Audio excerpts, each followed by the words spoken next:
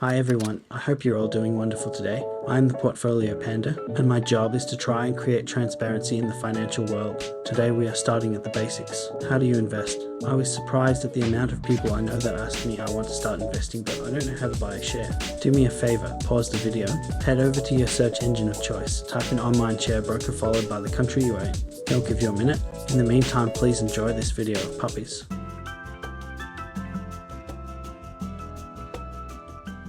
Now that you're back and you've got a big list of confusing looking brokers on your screen, make sure to hit the subscribe button and maybe even the like. I do like that sweet rush of dopamine. Some countries might have specific rules surrounding the purchase of shares. I'm in Australia, so it's pretty simple. If you get stuck here, leave me a comment and I will do my best to help.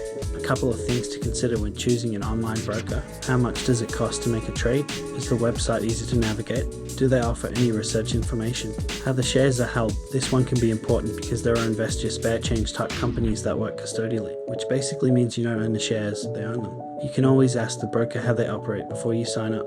Once you're signed up, you can transfer the amount you would like to invest, choose your stock and hit buy, usually giving you the option to choose a price or to buy for the current market price if the market is currently open. It's as simple as that. Once you buy a share in a company, you own a part of the entire company. There's a sense of wonder and magic in knowing that if you buy a share in Apple, you own a part of everything they own. You can walk by an Apple store and if the company owns the building, you own a part of that building.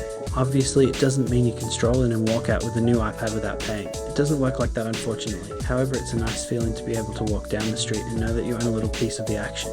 Now that you have that nice warm fuzzy feeling in your chest, let me bring you right back to earth with the next topic. The risks of investing. It's not all sunshine and rainbows when it comes to investing, and there will be times when the world is panicking and the markets will suffer. I was working during the March 2020 crash, and we often underestimate the level of emotion we will go through during these down times. I had clients on the phone in tears thinking that the sky was falling in and telling me to sell everything.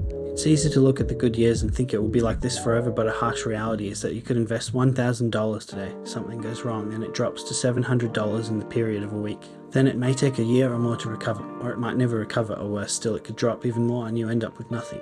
Okay, enough doom and gloom. I'm going to list a few things to consider when it comes to investing risk. Market risk. The value of your investments can go up or down due to changes in the stock market or other financial markets. Inflation risk. The value of your investments may not keep up with the rising cost of living, meaning you may not be able to buy as much in the future as you can today. Interest rate risk. Changes in interest rates can affect the value of your investments, particularly if you have money in fixed income investments like bonds. Credit risk. If you invest in bonds or other debt instruments, there's a risk that the borrower won't be able to pay back the money they owe, which could result in losses for you. Liquidity risk. Some investments may be hard to sell quickly, which could be a problem if you need to get your money out in a hurry.